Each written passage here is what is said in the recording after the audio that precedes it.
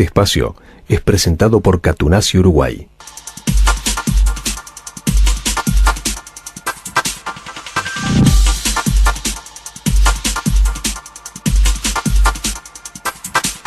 Nueve de la mañana, 40 minutos, como lo habíamos anunciado, está aquí en los estudios de Tiempo Presente el diputado Fernando Amado, quien acaba de editar y va a presentar hoy su último libro, denominado Bajo Sospecha, Militares en el Uruguay Democrático.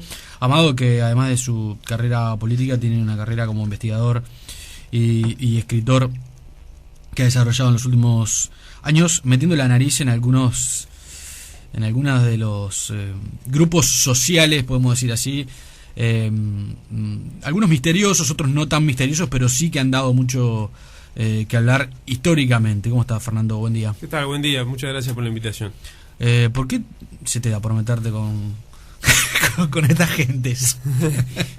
En realidad... repasemos que escribiste un libro, por ejemplo, sobre el poder de la comunidad judía en Uruguay, escribiste otro sobre la masonería, sobre el Opus Dei, ahora sobre el mundo militar.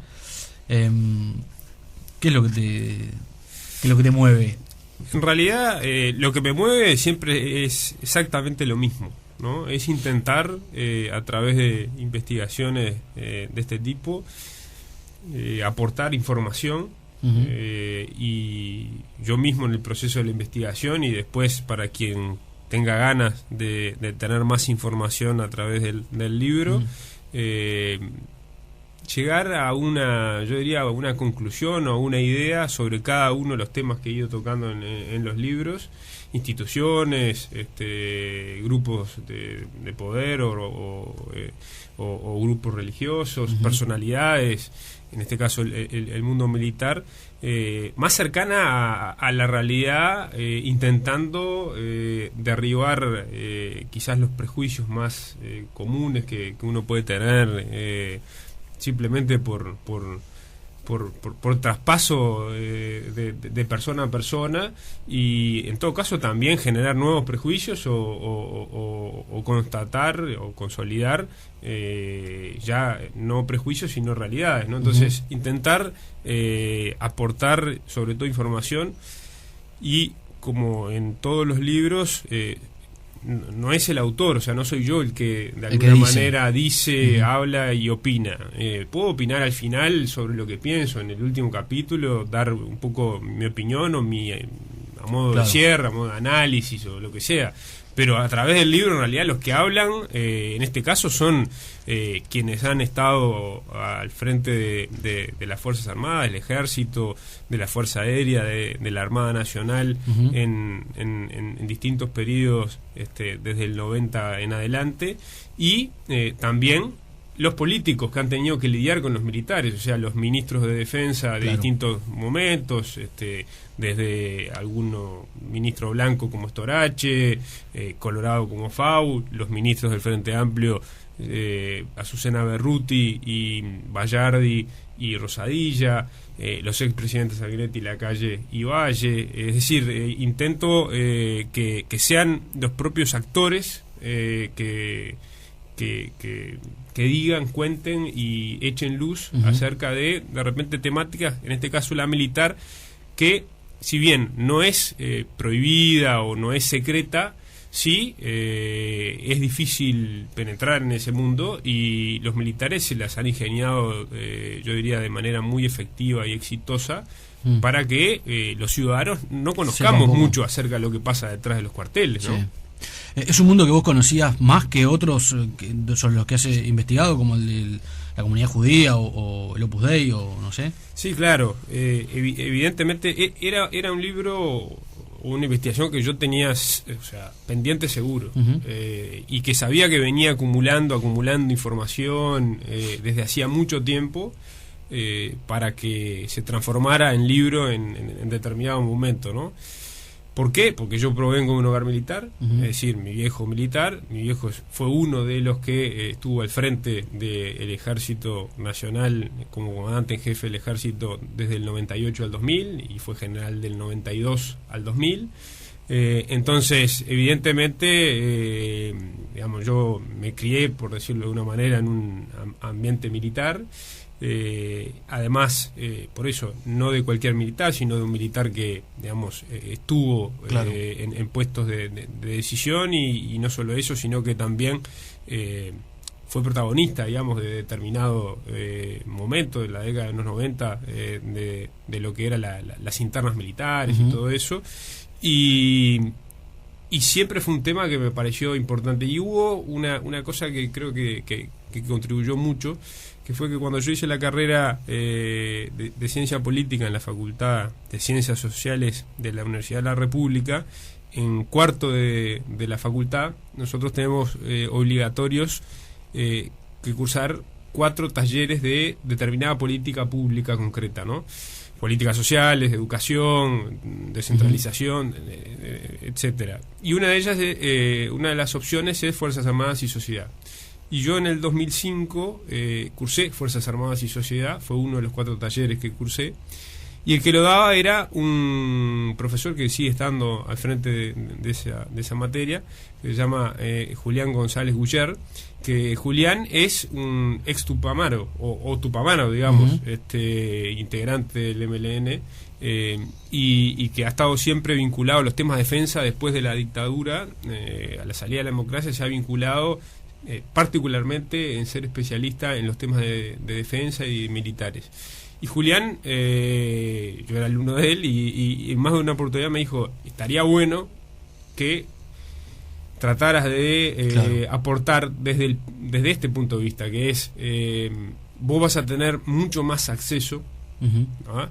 Quizás que mucha gente, no digo que nadie, pero que mucha gente que está en estos temas, por justamente la facilidad de no encontrar muros de contención, Claro, para poder entrevistar. O sea, me decía, si yo hay pido cierta una lógica entrevista que vos conocés a la mitad de los que he entrevistado, a los comandantes jefes, a mí no me van a recibir porque soy tupamaro, y digo, por una cantidad de cosas, y si me reciben capaz que me contestan sí, no, o sea, no se van a abrir conmigo.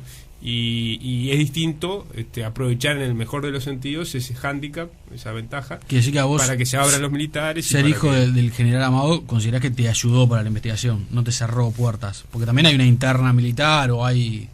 Sí, es decir, sí, me ayudó seguro porque no es lo mismo conocer, haber vivido y conocer los personajes, ¿no? O sea, Claro. quienes han estado, más o menos, como en Uruguay todo es más o menos chico, también pasa en las Fuerzas Armadas que es muy difícil que uno no conozca realmente, digamos, si se crió en determinado ambiente, claro. a quienes eran sus compañeros, los compañeros de trabajo del padre, Claro. etcétera, etcétera. Y después yo diría que, o sea, si jugó en contra, no sé, puede ser sobre todo, más bien, no hacia la interna, sino de repente capaz en algún momento hacia afuera, ¿no? El hecho de que pueda pensarse de que por ser hijo de militar yo hago este libro de determinada forma o con determinado encare o lo que sea, pero eso en todo caso muchas veces creo yo que esas críticas pueden venir sobre todo de quienes no leen el libro. Claro. Y no es que lo quiera vender, es decir, se puede conseguir prestado, pero está bueno también cuando vos vas a hacer una crítica de algo, por lo menos, si es de un libro, haberlo leído. Fernando, el libro contiene un título que lo dice todo, o por lo menos dice mucho: Bajo sospecha, militares en el Uruguay democrático. ¿A partir de qué premisas comenzaste este libro y qué fue lo que descubriste y qué reafirmaste a partir de la participación de los militares en la vida política del país? Bueno, lo primero que, claro, el título Bajo sospecha, a lo que hace alusión es que de alguna manera es un conflicto o es una situación, digamos, de permanente tensión entre militares y poder político, que no es ni una exclusividad uruguaya, ni tampoco es una exclusividad de Uruguay por haber salido de una dictadura. Es decir, esto se estudia, por eso en ciencia política y en otras carreras, desde que siempre los ciudadanos, la sociedad ha decidido delegar el poder de las armas en otros ciudadanos para que los defiendan, ¿no? Para que defiendan esa sociedad. Siempre ha estado el conflicto y la amenaza de que esos ciudadanos a los cuales les diste las armas se te vuelvan en contra, como sucedió por ejemplo acá en la dictadura. Es decir, de alguna manera lo que sucedió, hablando en términos más teóricos o más abstractos, es que a quienes nosotros les dimos las armas para que nos defiendan, se hicieron de las armas para hacerse del poder. Es decir, no es la función que como sociedad pactamos que tuviesen, ¿no? Entonces, el bajo sospecha en realidad tiene que ver con, evidentemente, que se agudizó quizás ese sentimiento post dictadura, habida cuenta de lo que se había vivido. Los militares habían, por primera vez en la historia del país, en serio, porque digo, no fue la primera dictadura, pero sí fue la primera dictadura en donde los militares se transformaron en un actor político, un actor político casi de partido, que incluso hasta pensaba en someterse a las urnas en algún momento, ¿no? Y que de alguna manera indirectamente se sometió en el 80 con el sí y el no, y que hubo propuestas de partido. Es decir, los militares se transformaron en ese periodo de la dictadura en actores políticos, no solo por el ejercicio del poder, sino porque también querían hacer política, ¿no? Entonces, después de la dictadura, eso empieza evidentemente a generar en, digamos, los civiles, en este caso en los políticos, que son los que tienen que ejercer el mando superior de las Fuerzas Armadas, en especial el presidente, el ministro de Defensa, ese control, pero además ese permanente búsqueda del equilibrio entre mantener el control civil, pero también, entre comillas voy a decir esto, no irritar a las Fuerzas Armadas con determinados manejos que a veces a los militares les molesta, ¿no? Como por ejemplo la partidización en los ascensos en los ascensos militares, que empiecen a tallar temas políticos. Eso fue algo que costó caro en la década de los 50, 60, como hubo un manejo bastante partidista, si se quiere, de los ascensos al generalato en las distintas armas.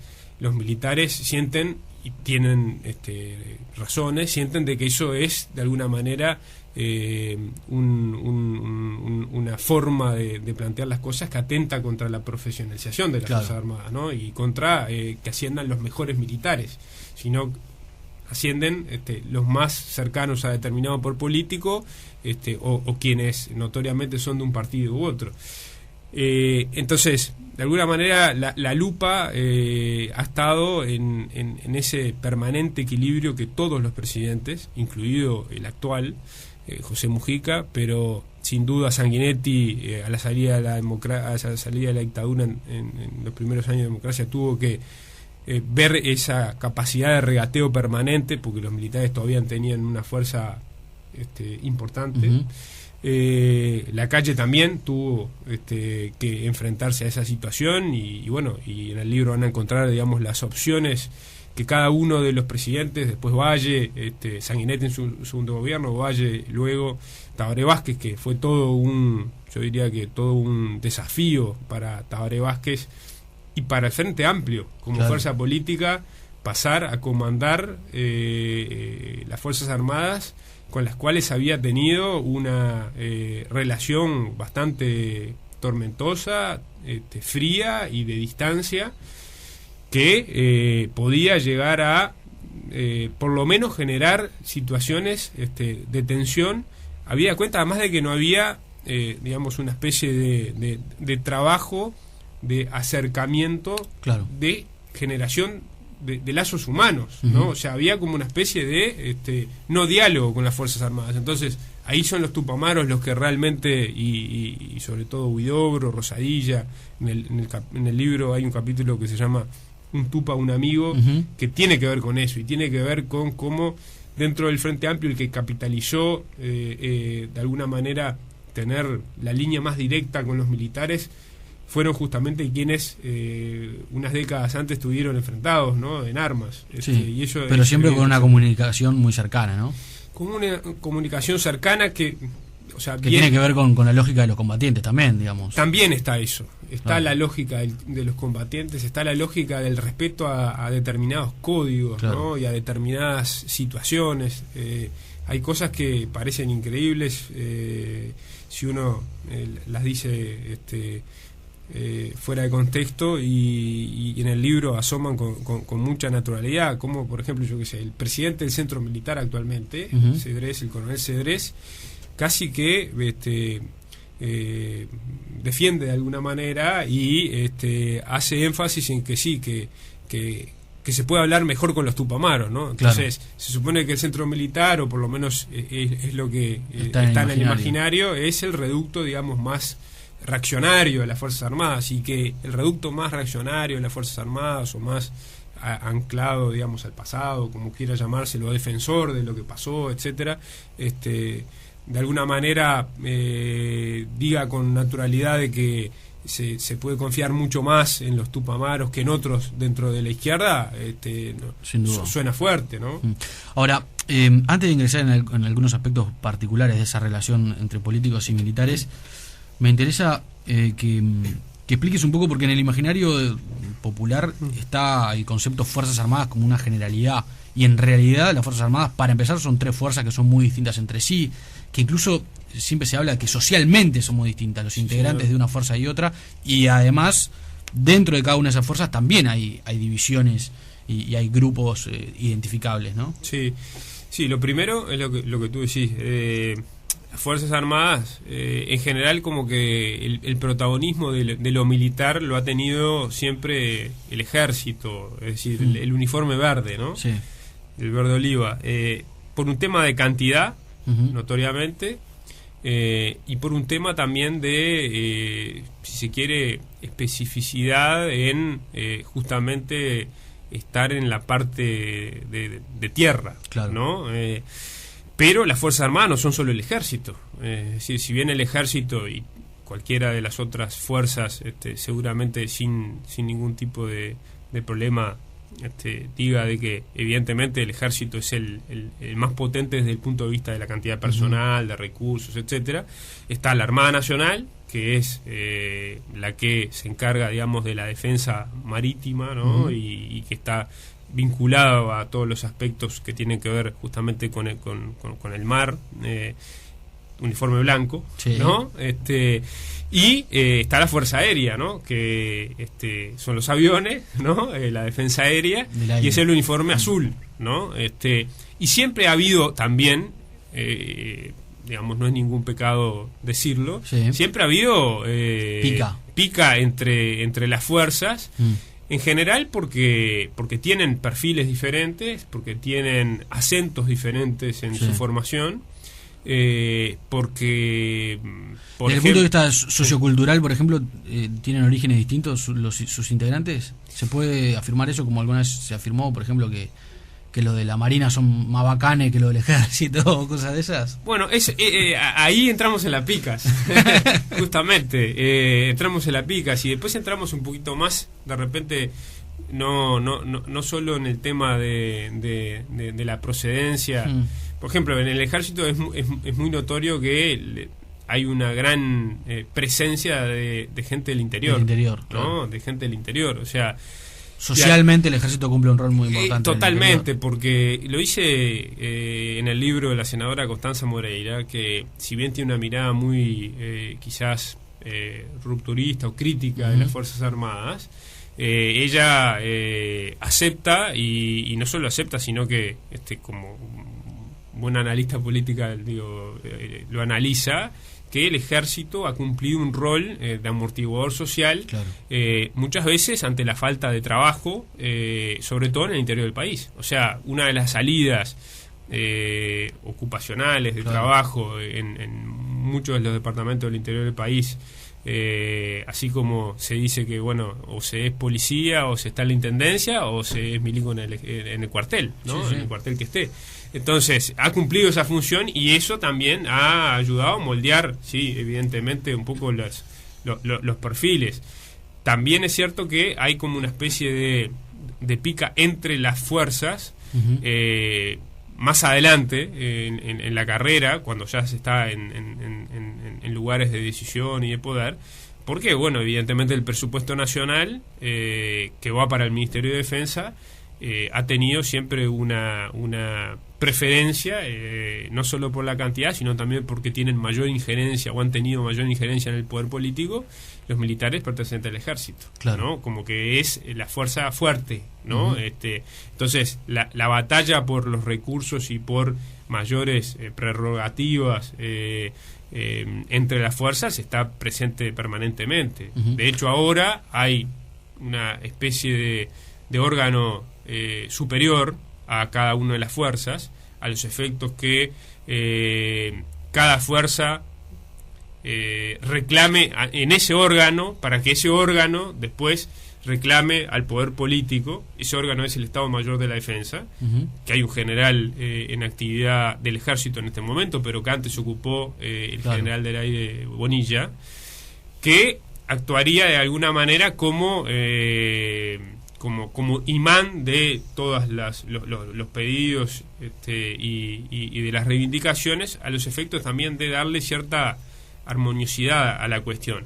Ahora, la verdad es que muchas veces los comandantes en jefe se siguen cortando solos y bypasean ese tipo de instituciones. Sí. Claro, porque en realidad el poder, ¿quién lo tiene? Y lo tiene el comandante en jefe, ¿no? Entonces, esa cultura, digamos, de mancomunión de las fuerzas es media difícil. Y dentro del ejército, no tanto en la Armada y en la Fuerza Aérea, que hay algunas diferencias dentro de yo que sé, el cuerpo de máquinas en la Armada y el cuerpo general, que se le llaman a dos cuerpos diferentes, o la prefectura, ¿no? que hay en la Armada. Pero en el ejército es donde más se acentúan las diferencias, porque hay armas.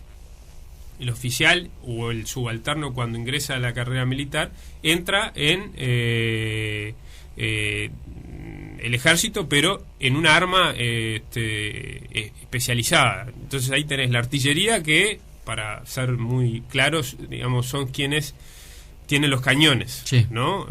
Después tenés la caballería, que antiguamente era la que combatía a caballo, pero ahora se ha generado todo el proceso de traspaso, de actualización hacia los blindados, hacia lo mecanizado, ¿no? La infantería, que es la que combate a pie, ¿no? El cuerpo a cuerpo, ¿no? Tenés el arma de comunicaciones, que es la que se encarga de todo lo que tiene que ver con las comunicaciones, las radios, todo ese tipo de cosas. Y el arma de ingenieros, que es fundamental como arma de apoyo al combate, en levantar un puente, claro, es decir, todas esas cosas que son propias también del combate. Entonces, en ese abanico, digamos, de armas, las tres armas que disputan sin duda mucho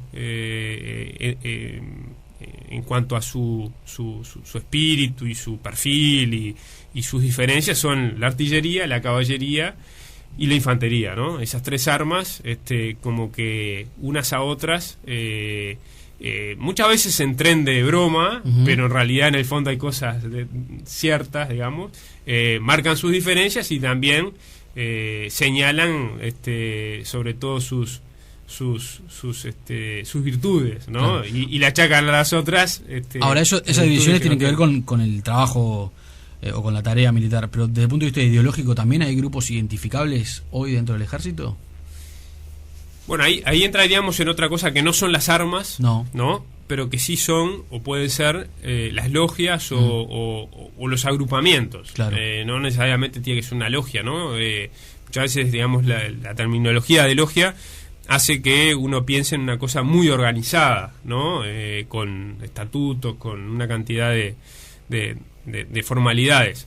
De hecho, las ha habido en el pasado y las hay. Logias hay. Pero también hay grupos de cercanías, de afinidades, Yo un poco lo que me encontré, digamos, como novedoso, si se quiere, es que más allá de las logias que han sonado más públicamente, como los Tenientes de Artigas, en la década de los 90, justamente el enfrentamiento de los Tenientes de Artigas con otros grupos o logias como el Chucrut en su momento, que era más bien un grupo que nucleaba gente de la artillería y de la caballería, o la Rodosca, que en realidad era un grupo de afinidad producto de haber sido todos militares de la misma generación, y que su generación llevó el nombre, su promoción de Rodó, y por eso la Rodosca.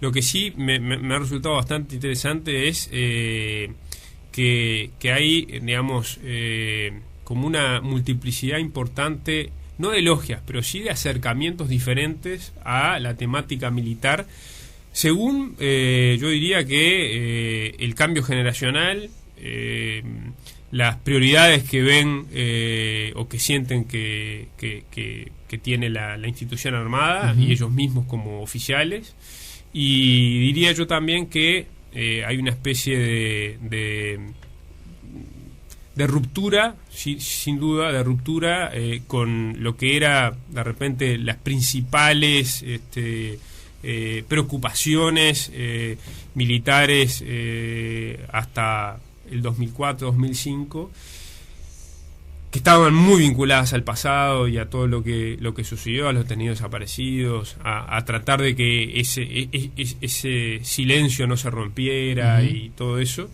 Y que ahora, digamos, los oficiales que están en los grados de coronel, teniente coronel, mayor, están preocupados por otras cosas, están preocupados porque la institución armada o la carrera militar de repente no resulta atractiva, ingresan menos oficiales, es decir, hay como una actualización a el hoy, ¿no? Vamos a hacer una pausa, después de la pausa, habiendo descrito ya cómo es la estructura militar por dentro, vamos a ingresar en cómo ha sido la relación con el sistema político y con la sociedad en general en estas últimas décadas post-dictadura, y algunos aspectos que están señalados en el libro y que son particulares, como algunas crisis importantes que hubo, por ejemplo, durante el gobierno de Lacalle, la diferencia entre la relación de militares y gobierno en el gobierno de Vázquez y en el actual gobierno de Mujica. No toda la izquierda es lo mismo para los militares. Algunos de esos aspectos vamos a abordar enseguida. Bueno.